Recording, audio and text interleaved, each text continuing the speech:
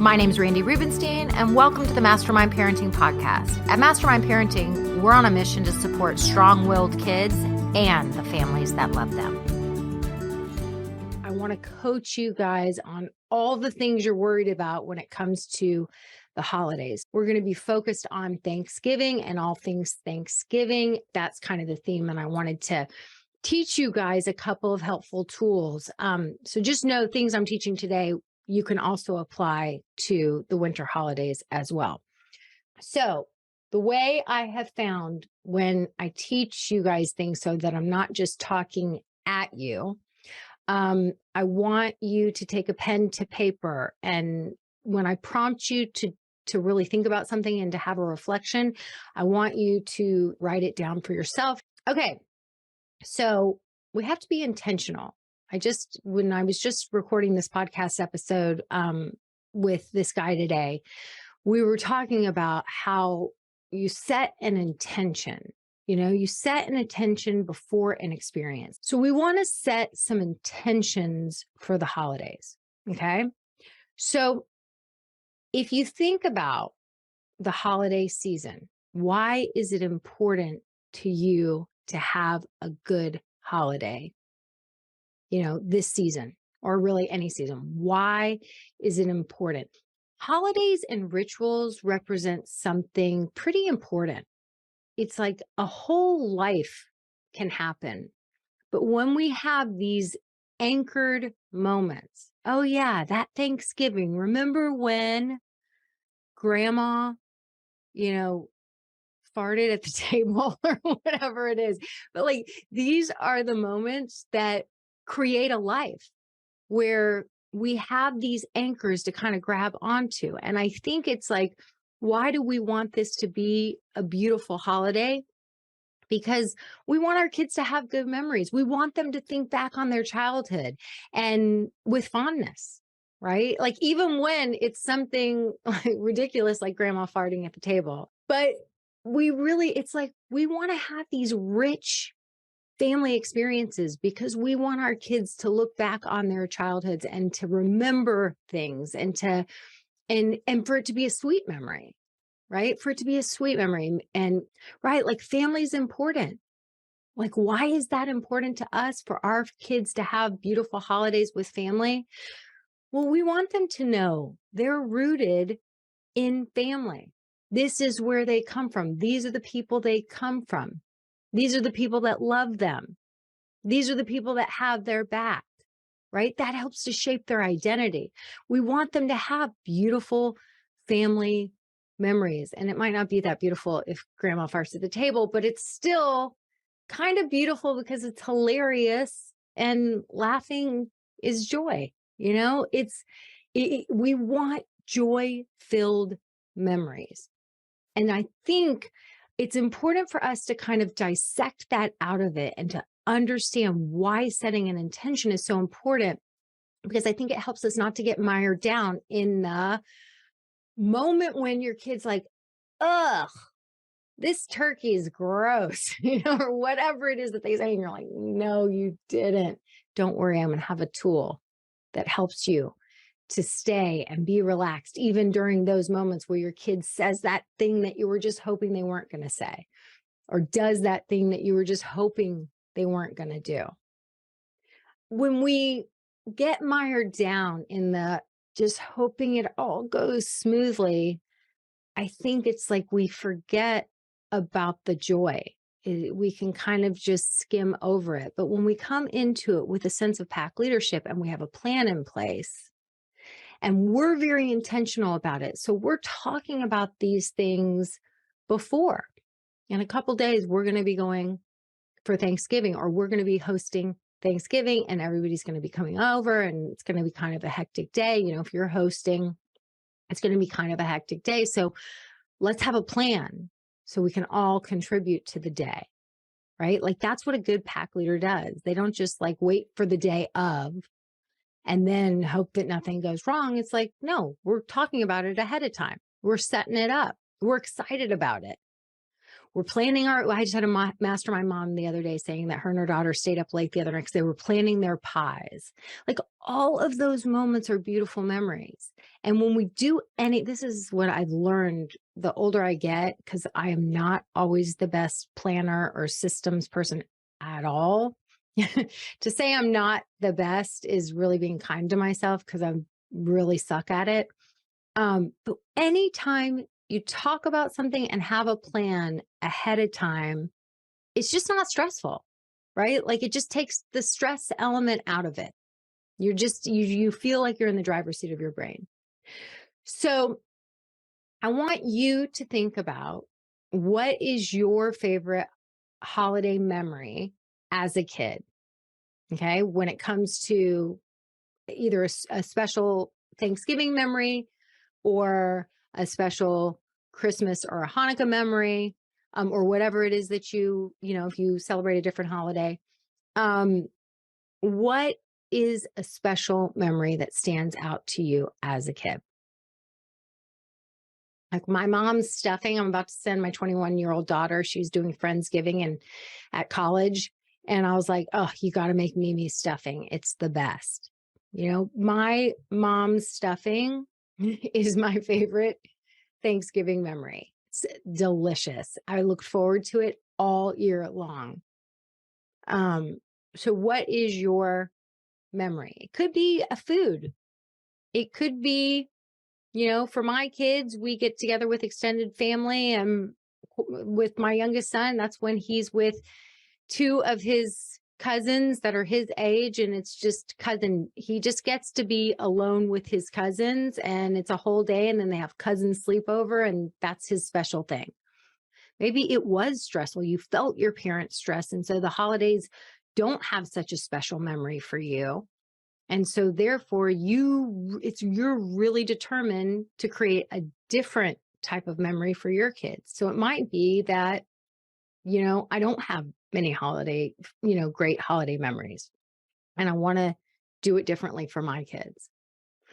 Now, if you think about a memory where you experience some disappointment, maybe it's that it wasn't like my family never did that whole watching football, playing football. I remember watching shows. Like I think I watched an episode of Parenthood, and like on a Thanksgiving, they're all cooking together and they're watching TV. They're watching the sports, and they're throwing a football, and it's not just the boys throwing a football. Everyone played football. And I'm like, that's so fun. I want that. I didn't grow up with that. What are you hoping to impart on your kids this Thanksgiving? So hard, right? It's actually easier to say the things we don't want than the things we do want. Fun with family, right? Fun with family. I mean, for me, I think a lot of us, and maybe I'm speaking out of turn, I don't know, you guys can agree or disagree with me. Like, I want to be a childhood magic maker. I came to this adulthood table feeling like I didn't have the most magical childhood. I watched a lot of shows and fictional families, and it seemed like those kids were having some magical childhoods, but mine didn't feel so magical. And so I had a secret dream. I wasn't aware of it, but it drove so much of what I did, I think, because I was like, I want my kids to experience that magic. Like I sort of wanted to live vicariously through them. Or if I'm really, really honest, I wanted to be the parent that gave my kids a magical childhood. Because I was going to be, I was proving something, which that got in the way a lot of the time because I wanted it too bad. It came across as graspy. Are you having fun? Are you having fun? Are you having fun? They're like, relax, relax. So, really thinking this is all going into defining your intention. Now, what gets in the way of the magical memories? Quite often, how many of you identify with judgy relatives or the perception of judgy relatives? Maybe you've got picky eating kids and you're not sure if they're going to eat anything and they don't always have the best manners, and you know that Aunt so-and-so or grandma or whoever is going to be looking at your kids, or maybe they fight with other kids a lot and you're worried they're going to be mean to their cousins. Yeah. Judgy mother-in-law, right? Judgy mother-in-law, right? So it's like, we were so scared of that judgment or that perceived judgment. Here's a little spoiler alert for you guys. Everybody who has a judgy somebody in your life, all judgment is actually a self-projection. So if that judgy mother-in-law is judging your kids and judging you as a mom, I promise you, she judges the hell out of herself, and she actually doesn't think she did that great of a job. And she's looking for evidence for other people who might be screwing it up even more than her, or just as much, to make herself feel better. Judgment is always, it really is about the person judging. And I get it. When those little shitty comments come your way, it sucks. Nobody wants that. Nobody wants to deal with that. So are you worried that your kid's going to do something and you're going to be embarrassed of their behavior? Right? You're going to be embarrassed of your kid's behavior. You're going to be embarrassed if your kid acts like a kid, and, you know, or if you have a kid that has a lot of strong-willed behavior and is difficult for you a lot, or gets in trouble at school a lot, probably a decent likelihood that they're going to be displaying some of those less than ideal behaviors with all of the relatives and the onlookers. And then you're going to feel like they're all judging you because of your kid's less than ideal behavior. I think it's important to identify it, because then when it shows up, you're kind of expecting it and you can have a plan in place how to deal with it, right? So identify, what is the thing? Like, if you think worst case scenario, this happens.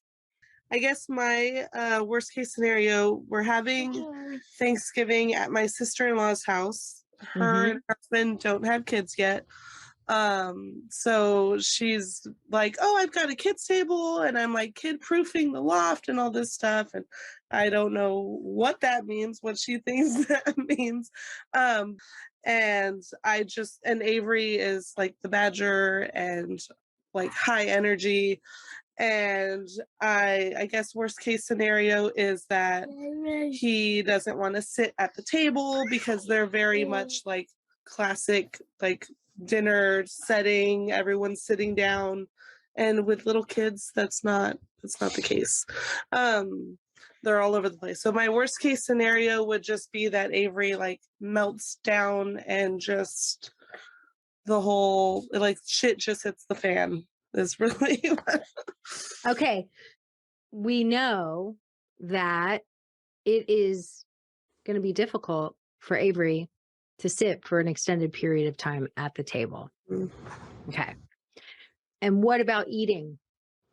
Do you feel like will he eat the food, or not so much? Somewhat. He'll most likely just eat the dinner rolls all night, which is fine.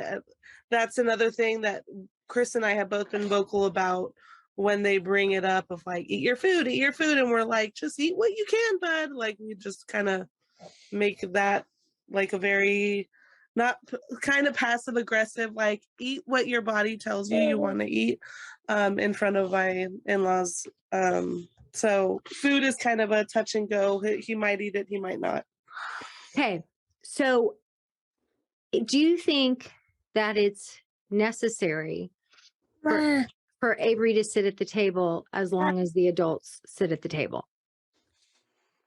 I personally don't. Like, okay. It's much easier if he's not sitting there. Okay. So who is the actual pack leader of your child? Me and my husband. Yeah. Yeah. So you've come, you're going to be gracious guests. You don't have to cook the meal. They're doing all the things. You get to show up. Let me tell you, I host a lot of holidays. It's a wonderful thing to get to go and be the guest and just show up. Mhm. And so, what does a gracious guest truly do to be gracious? Um, just offer help if I can. Um, They don't let their 5-year-old hijack the meal yeah. and take up all the air in the room. Okay. Yeah. And, and, and so if you're focused, let's just say your intention is to be a gracious guest. Mhm. And by being a gracious guest, I show up as the pack leader of my children. I got 2 little kids. We're in a busy season of life. What they think I should or shouldn't be doing is their business. What I Mhm. actually do to make sure that I stay intentional and I show up as a gracious guest is my business. And to show up as a gracious guest, I got to make sure that I set my kid up for success. Mhm.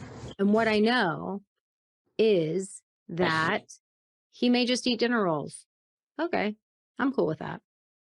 He may only be able to sit at the table for 5 minutes. Okay. What is he doing when he's not sitting at the table? Probably running around, jumping off couches, and Okay. acting like he was raised in a barn. So how are we going to offset that and not allow that to happen? Because a gracious guest is not going to let their kid, Mhm. they're going to let their kid know from the very beginning, even way before we go there. These are the expectations. Yeah. We're showing up to Aunt so-and-so's house and we're going to have Thanksgiving and you're going to and this time there's going to be another kid there, which is going to be super awesome and fun. Mhm. And so I just want to let you know kind of how it's going to go. We're going to go. We're all going to hang. You guys are going to be able to run around. We'll watch you outside. You'll get to, check it all out. I think they have kind of a cool backyard or whatever it is. Mhm. And then you'll run around. And then when it's time to eat, we'll wash our hands. And then we're going to get our plates of food. And we're going to come and we're going to sit down and we're going to eat our meal. We're going to put our napkins on our lap, push our chairs in. And after we eat, we're going to look at the host and make sure and say, like, thank you so much. That was delicious. Because Mhm. when somebody makes you food, it's really lovely. And so we're going to say, thank you. That was delicious. And then when you've been sitting too long enough that your body wants to be away from the table, you're going to whisper to me, Mommy, may I be excused?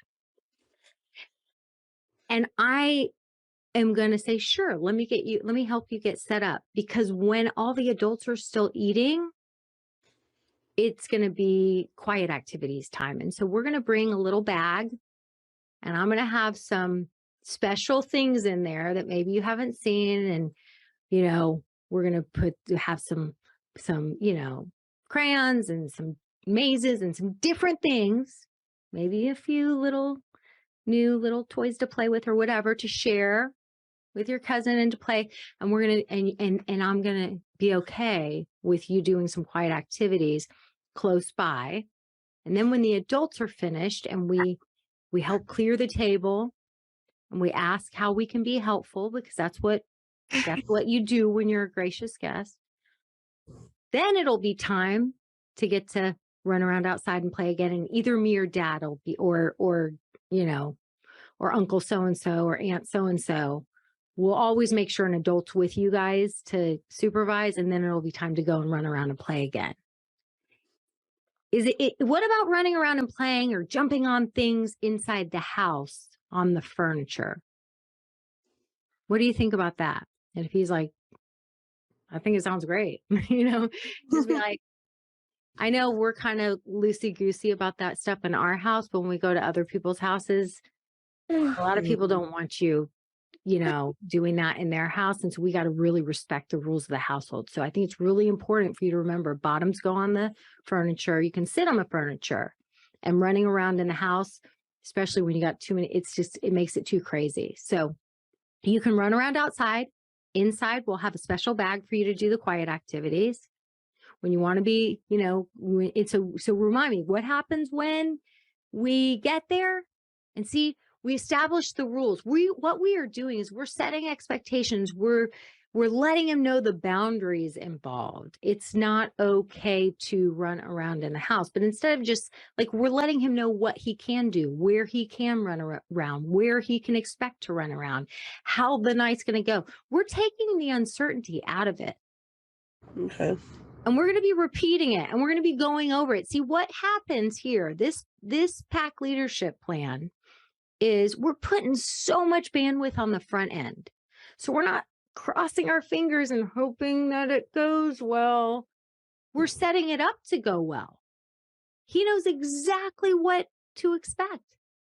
And if all of a sudden he forgets and he starts running around, you or your husband are going to go over to him.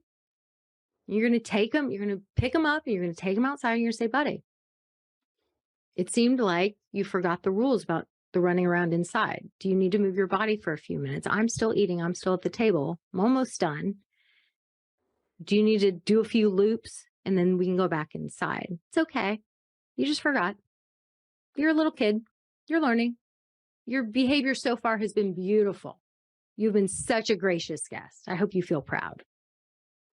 See, so if he starts to take up all the air in the room, hijack the household, ruin the holiday for other people, we're going to rein it in quickly. You show up with that plan. You've talked about it ad nauseum. You've set them up for success. You've also sold it a little bit. Like, it's going to be so much fun. Normally, you've been the only kid. Now you got baby brother there. Now you got a cousin there. Like, this is going to be a real, and we're going to have this special quiet activities bag. And I bet your cousin's going to be so excited that there's going to be some really fun things for you guys to do and play with. I'm not worried about you, bud. We're going to have so much fun. Look, your pack leadership, it has improved so much, and you have to manage the sentences in your, like, he's going to ruin it. He's going to ruin it for other people. And it's like, if we shifted that sentence to, I'm going to ruin it for other people. Yeah. If you don't show up in this way, you are going to ruin it for other people because you're not going to be the pack leader your kid needs you to be in those moments. Yeah. Yeah. No, you're not going to ruin it. You're cool and awesome and with it, and you're capable, and you're like, I got this. And I don't have to cook a damn thing, or I have to cook one thing and bring it.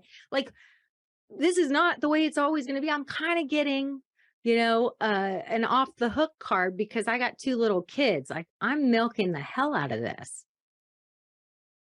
My favorite tool to use during the holidays, or really anytime, but it's especially hilarious during the holidays, is my "but of course they did" tool. If you're traveling to visit family, or all of a sudden getting together with family that you don't get together with all the time, it's almost like we get temporary amnesia like we do during childbirth. It's like all of a sudden, if you have multiple children and you're in childbirth, you're like, how did I forget how terrible this is? And we get that amnesia, right? So we just forget. We forget. And it's what the mind does to sort of like, recover. It's like if we lived in how awful something was, we would never do certain things again. So our brain plays tricks on us. So we get temporary amnesia when we're around people that we know very well. Because guess what? Mom's gonna mom, and dad's gonna dad. All the ways that mom mommed that drove you crazy, and I mom that drives my kids crazy. And like, you've got their numbers. People are who they are. And mother-in-law is going to mother-in-law. And sister-in-law is gonna sister-in-law. Right? And all of it. And your crazy nephew is gonna crazy nephew. People are gonna show up exactly as they are and as they do. And where the real stress and tension comes from is we argue with reality that it should be different. We should all over ourselves. We have manuals for people. Even though mom has given her disapproving look or said, made comments like, really? You want a second piece of chocolate pie? Or whatever it is.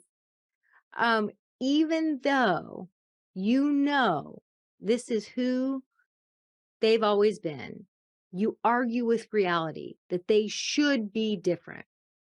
And that's where so much tension comes in. But what if, okay, I know this is a crazy radical idea. What if we just expected mom to mom and sister-in-law to sister-in-law and yada, yada, yada? What if we just expected it? What if we gamified it?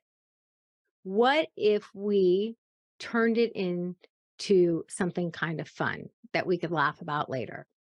So but of course they did tool is you're just sort of looking for those moments and you're sort of keeping a tally in your head and you have an accountability buddy. So maybe your accountability buddy is your sister or your husband or your brother, right? Like me and my siblings do this all the time with stuff with my dad, right? But of course he lied about this thing. And then when we called him on it, he denied it and changed the subject. But of course, oh my gosh. Oh, wait till you hear this one. No. That's nothing. I'm going to top you, right? Like I got you and I'm going to raise you because listen to this. But of course they did. Then when I was, coming out of the bathroom and I was pulling up my pants, right? I wasn't even like finished and she was waiting for me right after. And she said this thing or he did this thing.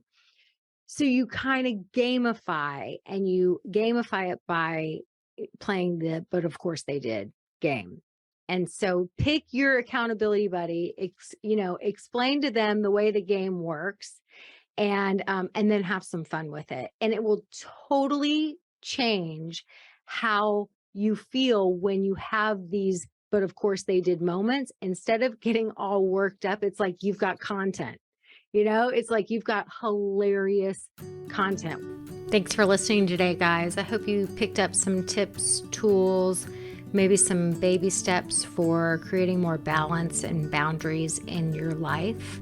And I just wanted to let you know, if you want to continue moving the needle forward in creating this for yourself, having a happier household, I want you to go to my website and check out mastermindparenting.com.